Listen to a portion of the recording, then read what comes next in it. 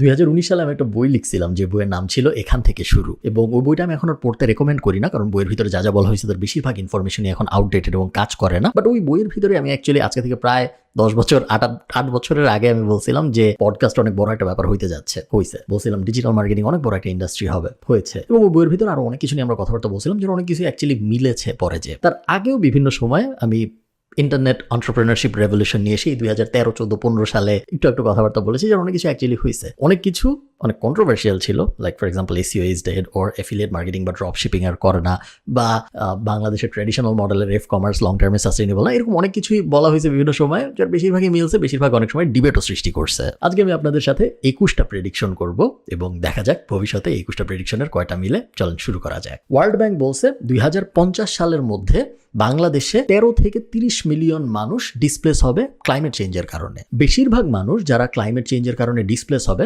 তারা হবে হলো নদী বা সাগরের পাশের মানুষজন। এবং এই মানুষগুলো যখন ডিসপ্লেস হওয়া মানে হলো তার ঘর ভেঙে গেছে বা তার এলাকা নষ্ট হয়ে গেছে, অথবা তার এলাকায় এমন কিছু ছিল যেটা আগে অনেক সলিড ছিল। সো ধরেন ওদের এলাকায় আগে অনেক মরিচ প্রডিউস হইতো, ওদের এলাকায় আগে অনেক আম প্রডিউস হইতো, বাট ক্লাইমেট চেঞ্জের কারণে ওই এলাকার ক্লাইমেট এত বদলায় গেছে, অনেক পানি আসে এখন, বা ওই রকম মাটি আর নাই যেরকম মাটি থাকার ছিল, পলি মাটি নষ্ট হয়ে গেছে ইত্যাদি ইত্যাদি, যে কারণে ওই এলাকা এখন আর ওই ইকোনমির জন্য পারফেক্ট নাই, এবং ওই মানুষগুলো মুভ করবে। 2050 সালের মধ্যে এই বেশিরভাগ মানুষ বাংলাদেশের বিভিন্ন জায়গার থেকে ঢাকা, চট্টগ্রাম টাইপ জায়গায় মুভ করে ফেলবে। যার মানে হলো ঢাকা এমন একটা মেগা সিটি হবে যেই সিটিটা অ্যাকচুয়ালি সম্ভব না হওয়া থিওরিটিক্যালি, এবং এই কারণেই 2050 সালের আগেই ঢাকা পৃথিবীর সবচেয়ে আনলিভেবল সিটিগুলোর একটা হয়ে যাবে। সেকেন্ড প্রেডিকশন, বাংলাদেশে 2040 সালে আমাদের ডেমোগ্রাফিক ডিভিডেন্ড পাওয়ার বেনিফিটটা বন্ধ হয়ে যাবে। ডেমোগ্রাফিক ডিভিডেন্ড মানে হলো গিয়ে যখন একটা দেশের সবচেয়ে বেশি সংখ্যক মানুষ কর্মঠ মানুষ হয়, এবং বাংলাদেশ এখন ওই বেনিফিটটা পাচ্ছে, গত 10-15 বছর ধরেই পাচ্ছে। 2040 সালে যে এই বেনিফিটটা শেষ হয়ে যাবে, এবং তখন যখন আমরা আদমশুমারি করবো দেখা যাবে যে আমাদের বেশিরভাগ পপুলেশন এজিং পপুলেশন। আমার অনেক বয়স হয়ে যাবে, আপনারও হয়তো তখন অনেক বয়স হয়ে যাবে, আমরা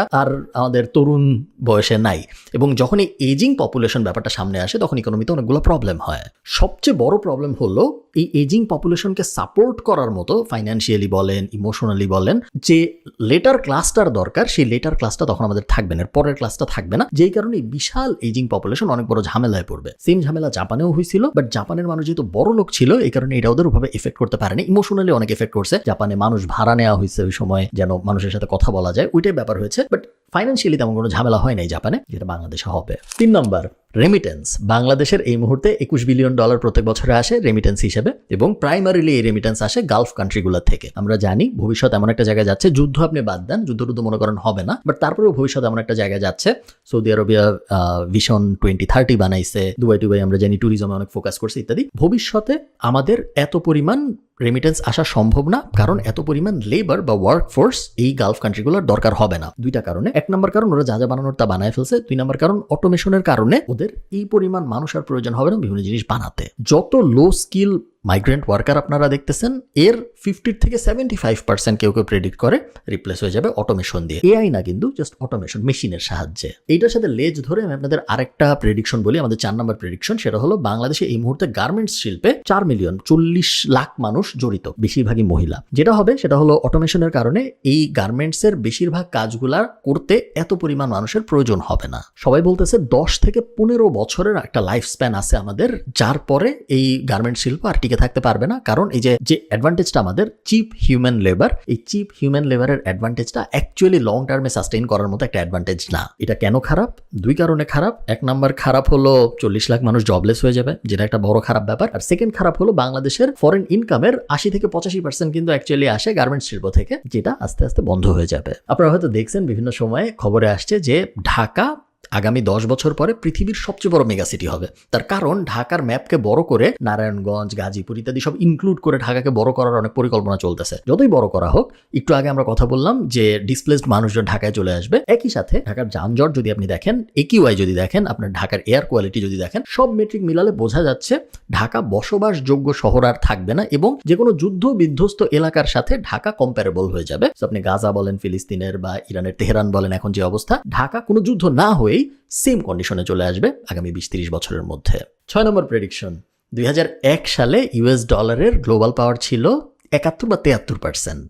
আজকের দিনে এসে এই পেট্রো ডলারের পাওয়ার চলে আসছে 58%, যার মানে হলো পেট্রো ডলার আস্তে আস্তে মানুষ রিপ্লেস করা শুরু করছে এবং ইউএস ডলারকে যে গ্লোবাল কারেন্সি বলা হতো আমার আপনার জীবদ্দশায় আমরা দেখে যাবো, এটা মোটামুটি বোঝা যাচ্ছে যে ইউএস ডলার গ্লোবাল কারেন্সি থাকবে না। আমরা জানি যে ব্রিক্স নেশনরা নিজেদের মতো করে কারেন্সি এক্সচেঞ্জ করা শুরু করছে, আমরা জানি যে ইউয়ান অনেক ইউজ করা শুরু হয়েছে, রুবেল অনেক ইউজ করা শুরু হয়েছে এবং এই ব্যাপারটা হঠাৎ করেই হয়। ব্রিটিশ এম্পায়ার অনেক পাওয়ারফুল এম্পায়ার ছিল, বলা হয়তো যে ব্রিটিশ এম্পায়ারে কখনো সূর্য ডুবে না। এই ব্রিটিশ এম্পায়ার সেকেন্ড ওয়ার্ল্ড ওয়ারের মাত্র 7-8-10 বছরের আশপাশের মধ্যে ওর কারেন্সি রিজার্ভ কারেন্সি থেকে নাই হয়ে গেছে এবং ডলার দিয়ে রিপ্লেস হয়ে গেছে। আপনি আমি দেখে যাব ডলারের পতন, এটা আপনি লিখে রাখতে পারেন।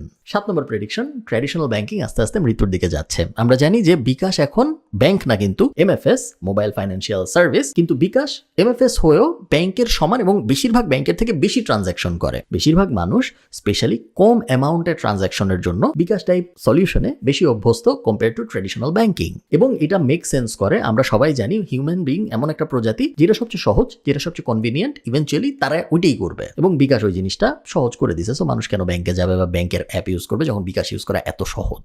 বাংলাদেশে এই মুহূর্তে যতগুলো ব্যাংক আছে তার হাফের বেশি ব্যাংক আমার ধারণা আগামী 50 বছর পরে আর থাকবে না। এত ব্যাংক দরকার হবে না, আরো ডিজিটাল ব্যাংক আসবে এবং পুরো ব্যাংকিং সেবাটা অ্যাপ নির্ভর হয়ে যাবে। যেখানে একটা ব্যাংক আগে 500 ব্রাঞ্চ বানাইতো, এখন ওই একটা ব্যাংকের হয়তো কোনো ব্রাঞ্চই থাকবে না বা হাইস্ট 2-3টা ব্রাঞ্চ থাকবে এবং দ্যাটস ইট, আর কোনো কিছু লাগবে না ওই ব্যাংকের। 8 নম্বর প্রেডিকশন, এটা নিয়ে আমার একটা বিস্তারিত ভিডিওই আছে যে এখন যে জেনারেশন জন্মাইছে, যেটাকে আমরা বলি জেন জি, যারা এখন আস্তে আস্তে বড় হওয়া শুরু করছে, এই জেন জি জেনারেশন বেশিরভাগ সময় ঢাকায় বাড়ি কিনতে পারবে না কোনোদিন, আনলেস তার বাবা মা অনেক বড় লোক বা সে ইনহেরিট করে, তার বাবা মা কিনছিল বা নানা কিনছিল সেখান থেকে সে পাইছে। ওটা যদি আমরা বাদ দিই, তারা যতই আয় করুক, সে আয় করুক, তার ওয়াইফ আয় করুক, বাংলাদেশের ট্র্যাডিশনাল যে জব মার্কেট, সেই জব মার্কেটে সে যদি 1 লাখ টাকা বেতন পায় দুজন মিলে, তার পক্ষে বাংলাদেশের প্রমিনেন্ট এলাকাগুলায় বাড়ি কেনা সম্ভব হবে না। কেন হবে না এটা নিয়ে বিস্তারিত একটা ভিডিও আছে আমার, এই কারণে এখন আর বলতেছি না। নেক্সট প্রেডিকশন, বাংলাদেশের মানুষজন একসময় খুব তাড়াতাড়ি বুঝতে পারবে যে ফিক্সড ডিপোজিট করা, সঞ্চয়পত্র করা, সেভিংস অ্যাকাউন্ট খোলা, এগুলা কত বড় বড় ধোকা এবং এগুলার কোনোটাই যে অ্যাকচুয়ালি তার সম্পদ বাড়ায় নাই, উল্টা তার সম্পদ কমাইছে।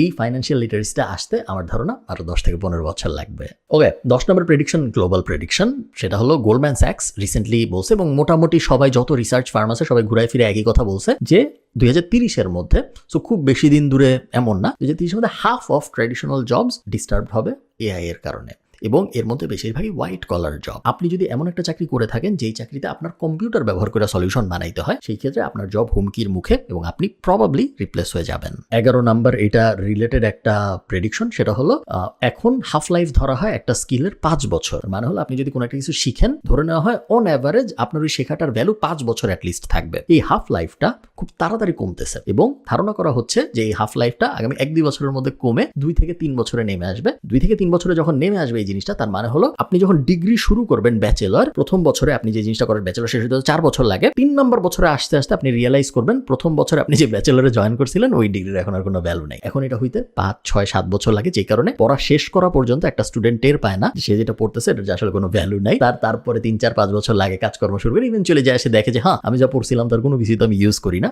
বাট ওই ব্যাপারটা এখন ইউনিভার্সিটিতে থাকতে থাকতেই আপনার সাথে হওয়া শুরু হবে। I think personally 12 number prediction, এটা 9 to 5 ওয়ার্ক কালচার, যেটা খুব পুরানো কালচার না, মাত্র গত 200 বছর হয়েছে এই কালচারটা আসছে, 200 বছর 100 বছরের আশপাশে হয়েছে 9 to 5 কালচারটা আসছে। এই কালচারটা আস্তে আস্তে শেষ হয়ে যাবে এবং জেনজি, জেন আলফা, বেটা, হাফিজাবি যা যা আছে ওরা আস্তে আস্তে আবার, যেটা আমরা অলরেডি হওয়া শুরু হতে দেখছি, যে অনেকগুলা গিগ ওয়ার্ক, সো একই সাথে 2-3টা প্রজেক্টে কাজ করা বা 2-3টা পার্ট টাইম রোলে কাজ করা, ফ্রিল্যান্স কাজ করা, একই সাথে 30টা ক্লায়েন্টের জন্য বিভিন্ন ধরনের কাজ করা, স্কিল বেসড কাজকর্ম করা, ওই টাইপ জিনিস আস্তে আস্তে ব্রিং ব্যাক করবে এবং একটা জায়গায় আমি যাব 8 ঘন্টা বসে থাকবো, ওই একটা কোম্পানির জন্য আমার জীবন দিয়ে দিব, এই ট্রেডিশনটা খুব বেশি দিন থাকবে না। এখন একটা কাউন্টার ইনটুইটিভ প্রেডিকশন আমি আপনাদের করি, জব চলে যাচ্ছে, এআই জব খায় ফেলতেছে, এই হচ্ছে সব ঠিক আছে।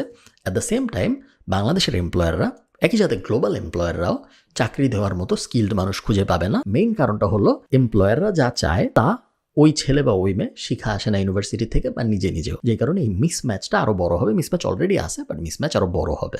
Anything that a middle manager does will be eliminated in the next 5 to 7 years, এটা আমি খুব স্ট্রং ওপিনিয়নের সহিত বিশ্বাস করে বলিতেছি। তার কারণ মিডল ম্যানেজার বেসিক্যালি একটা নো স্কিল পারসন, যার মেইন স্কিলটাই হলো অমুক এটা বলছে আমি ওইটা বুঝা এখন আরেকজনের বলতেছি, বা অমুক এটা করতে দিচ্ছি আমি এটা আরেকটু গুছায় আরেকজনের করতে দিচ্ছি। এই যে মিডল ম্যানেজারটা, এর থাকা উচিতই ছিল না in the first place, but যেহেতু সে এখন আছে, এআই এসে এখন তাকে আস্তে আস্তে রিপ্লেস করে দিবে। এই ব্যাপারটা একটু হাইলাইট আমি এই কারণে করতেছি, কারণ বাংলাদেশের বেশিরভাগ মানুষ অ্যাকচুয়ালি মিডল ম্যানেজারই। তারা কোনো কিছু বানায় না সরাসরি, তাদের কোনো হার্ড স্কিলও নাই সরাসরি, তারা মেইনলি ম্যানেজ করে বিভিন্ন জিনিসপত্র, এবং এত ম্যানেজ করার ক্যাপাবিলিটিওয়ালা মানুষজন আসলে আমাদের লাগবে না। Any creative job, writing, design, editing, thinking, research, any creative job basically, বা সিনেমা বানানো, নাটক বানানো, যাই হোক, উইল বি হেভিলি ডিসরাপ্টেড। এবং ওই জবটা মানে ডিরেক্টরের জবটা যাবে না, ডিরেক্টরকে যারা সহায়তা করতো তাদের জবটা যাবে। আগে 15 জনের একটা রাইটিং রুম লাগতো, এখন 1 জনের বা 2 জনের লাগে, কারণ এআই দিয়ে অনেক হেল্প হয়। একই জিনিস অ্যানিমেশনের ক্ষেত্রে সত্য, ভিডিও এডিটিং এর ক্ষেত্রে সত্য, ডিজাইনের ক্ষেত্রে সত্য, এনি ক্রিয়েটিভ ফিল্ড, আর্ট, হাবিজাবি যা যা আছে সবকিছুর জন্য এটা সত্য। আপনি কি জানেন বাংলাদেশে 20 কোটি মানুষ, এই 20 কোটি মানুষকে সার্ভিস দেওয়ার জন্য 300 সাইকিয়াট্রিস্ট আছে। এবং মেন্টাল হেলথ যে এত বড় একটা সমস্যা, এটা বাংলাদেশে তেমন কেউ জানে না, জানলেও খুব একটা কেয়ার করে না। এবং আমার ধারণা, এটাও একটা প্রেডিকশন, যে আগামী 20 বছরের মধ্যে মেন্টাল হেলথ অনেক সিরিয়াস একটা ব্যাপার হবে বাংলাদেশে, স্পেশালি যখন বাজে একটা জায়গার মধ্যে আমরা থাকতেছি, ওই ব্যাপারটা আমাদের মধ্যে আরো হিট করা শুরু করবে। আশপাশের কালচার যখন আমাদের সাথে অনেক বেশি ক্ল্যাশ করা শুরু করবে, আমরা যখন দেখবো একিউআই ইন্ডেক্স খারাপ হয়ে যাচ্ছে, disparity between poor and rich অনেক বাড়তেছে, ওই ব্যাপারগুলো যখন আস্তে আস্তে হওয়া শুরু করে, তখন আনহ্যাপিনেস, মেন্টাল, সুইসাইড, এই টাইপ জিনিসপত্র আনফর্চুনেটলি বাড়া শুরু করে। এবং ওই জিনিস আমরা হওয়া শুরু হইতে দেখবো বাংলাদেশে, তার কারণ বাংলাদেশে এনাফ সাইকিয়াট্রিস্ট বা মেন্টাল হেলথ সাপোর্টের কালচারটা নাই, যেটা অন্যান্য অনেক দেশে আছে। আপনি জানেন নাকি জানি না, average age of marriage in Bangladesh is rising. 5 থেকে 7 বছর বাড়ছে। আপনি আপনার বাবা মা যেই বয়সে বিয়ে করেছে, এটার সাথে আপনি যদি বিয়ে করে থাকেন, আপনার এজ কম্পেয়ার করেন, আমি শিওর 5 থেকে 7 বছরের ডিফারেন্স আপনি পাবেন। পরের জেনারেশন তারা যখন বিয়ে করবে, তাদের সাথে তার প্রিভিয়াস জেনারেশনের আপনি দেখবেন 5 থেকে 7 বছরের ডিফারেন্স। এবং একটা সময় 30-এর আগে বিয়ে না করাটা ছিল অ্যানমলি, মানে সবাই 30-এর আগে বিয়ে করতো। এখন খুবই নর্মাল, এবং যতদিন যাচ্ছে এটা বাড়তেছে, যেই কারণে এগ ফ্রিজিং বলেন বা এই টাইপ জিনিসপত্র যত আছে, ওই ইন্ডাস্ট্রিগুলো এই কারণে গ্রো করতেছে, কারণ সবাই ডিলে করতেছে বিয়ে করতে, ডিলে করতেছে বাচ্চা নিতে ইত্যাদি, ক্যারিয়ারে ফোকাস করতেছে, এই টাইপ জিনিসপত্র। এই জিনিস কেন বলা জরুরি? প্রেডিকশনটা কই? প্রেডিকশনটা হলো, যখন এইটা হয়, একটা ইকোনমির তো একটা সাইকেল থাকে, ওই সাইকেলে যখন আমরা একটু ডিলে শুরু করি, তখন ওই ডিলেটার কারণে অনেকগুলা বাই প্রোডাক্ট রিলেটেড প্রবলেম সৃষ্টি হয়। তার যখন বাচ্চা হয়, সেই বাচ্চা বড় হওয়ার আগে সে বয়স্ক হয়ে যায়, সাপোর্টের মেকানিজমটা ঠিকমতো কাজ করে, এবং সোসাইটি বেসিক্যালি ডিসফাংশন করা শুরু করে। ওই ব্যাপারটা আমাদের বাংলাদেশে কখনো হয় নাই, বাট আগামী 50 বছর ওই ব্যাপারটা হবে বলে আমার মনে হয়। আই থিঙ্ক এখন যে বাচ্চাটা স্কুলে পড়তেছে, ওর জীবদ্দশায় 12 থেকে 15টা চাকরি করবে ফুল টাইম, যেইটা ওর বাবা মার জন্য প্রবাবলি ছিল 2 থেকে 3টা, এবং ওর দাদা নানার জন্য ছিল প্রবাবলি একটা কোম্পানিতে আমি জয়েন করবো, সারা জীবন ওই কোম্পানিতে আমি কাজ করবো, এই কালচার শেষ। 19 নম্বর প্রেডিকশন হলো, I think AI companionship will be main stream even in Bangladesh. আপনারা অনেকেই হয়তো character.ai এই টাইপ টুল ইউজ করছেন, যেখানে আপনি কম্পেনিয়ন বানাতে পারেন, বয়ফ্রেন্ড বানাতে পারেন, গার্লফ্রেন্ড বানাতে পারেন, এবং তারপর তাদের সাথে আপনি সারাদিন চ্যাট করতে পারেন। যে এই দুনিয়ার বাইরে, আপনারা যারা ভিডিও দেখতেছেন তারা বেশিরভাগই হয়তো এই দুনিয়ার বাইরে, তাদের মনে হবে ধুর এই ছাগলের মতো জিনিস কে করে, বাট ইটস ভেরি মেইন স্ট্রিম নাও। এটা হচ্ছে, এবং যতই দিন যাচ্ছে এটা পাগলের মতো বাড়তেছে, আরও বেশি মানুষ এই জিনিস করতেছে, এবং এটা খুবই মেইন স্ট্রিম একটা ব্যাপার হয়ে যাবে। খুব একটা আমি অবাক হব না যদি আমি দেখি আগামী 10 বছর পরে কাউকে কথা বলতে তার ফোনে, এবং আমি যখন তাকে জিজ্ঞেস করবো কার সাথে কথা বলি, সে বলতেছে ও আমার গার্লফ্রেন্ডের সাথে কথা বলতেছি, এটা আমার গার্লফ্রেন্ড, এবং আমি যখন দেখবো যে এটা পুরোপুরি এআই, অবাক হওয়ার মতো ঘটনা হবে না এটা। 20 নম্বর প্রেডিকশন, এরকম অনেক স্কিল আছে যেগুলোকে আমরা আজকে স্কিল বলি, তার কারণ ওই স্কিলগুলো আসলে স্কিল না, কিন্তু ওগুলা আমাদের কাছে স্কিল হয়েছে কারণ অন্যান্য মানুষের কাছে ওই আপব্রিঙ্গিংটা ছিল না। সবচেয়ে অবভিয়াস উদাহরণ হলো ইংলিশের উদাহরণ। আমরা যারা ইংরেজি বলতে পারি, এটাকে আমরা একটা স্কিল ধরি বাংলাদেশে, যে ও ইংরেজি বলতে পারে, ভালো, এটা একটা স্কিল। বাট ব্রিটেনে সবাই ইংরেজি বলতে পারে, আমেরিকায় সবাই ইংরেজি বলতে পারে, আয়ারল্যান্ডে সবাই ইংরেজি বলতে পারে, অস্ট্রেলিয়ায় সবাই ইংরেজি বলতে পারে। ইংরেজি বলতে পারাটা ওইখানে একটা স্কিল না। সেম লজিকে বাংলা বলতে পারাটা যেরকম বাংলাদেশে একটা অত জনপ্রিয় স্কিল না। এই ব্যাপারটা, এই যে ডিসপ্যারিটি বিকজ আপব্রিঙ্গিং এর কারণে কেউ অ্যাডভান্টেজটা পাইছে, কেউ পায় নাই, এই ব্যাপারটা এআই আর রাখবে না। এআই এর কারণে আপনি কোন ল্যাঙ্গুয়েজে কথা বলেন তাতে কিছু যায় আসবে না, এবং এই টাইপ জিনিসপত্র, এরকম ডিসপ্যারিটি বেসড স্কিল যেগুলো আছে, ওগুলোকে আমরা আর স্কিল বলবো না সামনে। Last prediction, government and all আইন প্রয়োগকারী সংস্থা এবং সাধারণ মানুষ will be in serious trouble. কারণ কি যে আসল, কি যে এআই, কি যে ডিপ ফেক, কি যে আসল ভয়েস, কি যে ফেক ডক্টরড ভয়েস, এই ব্লারগুলা এত সিরিয়াস ব্লার হবে। আপনারা অনেকেই অলরেডি সোশ্যাল মিডিয়া যখন নিউজ দেখেন, এই নিউজ সত্যি নাকি মিথ্যা আমরা এখন আর বুঝি না। এই জিনিসকে এই লোক আসলেই বলছে নাকি বলে নাই আমরা এখন আর বুঝি না। কোনো কিছু ইমেজ যখন আমরা দেখি, কোনো ভিডিও যখন আমরা দেখি, কোনো অডিও যখন আমরা শুনি এটা কি আসল নাকি এটা মিথ্যা এটা আমরা বুঝি না, এই জিনিস অবিশ্বাস্য রকম রিয়েল হয়ে যাবে, যে কারণে আমরা আলাদাই করতে পারবো না কোনটা আসল কোনটা ফেক, এবং এটা আগামী 2 থেকে 3 বছরের মধ্যে হবে। এই ছিল আমার 21টা প্রেডিকশন। আমাকে আপনারা কমেন্টে জানান আপনার প্রেডিকশন কি, একটা প্রেডিকশন আমাকে বলেন যেটা আপনার ধারণা আগামী 5 বছরের মধ্যে হবে। ভালো থাকেন, টাটা।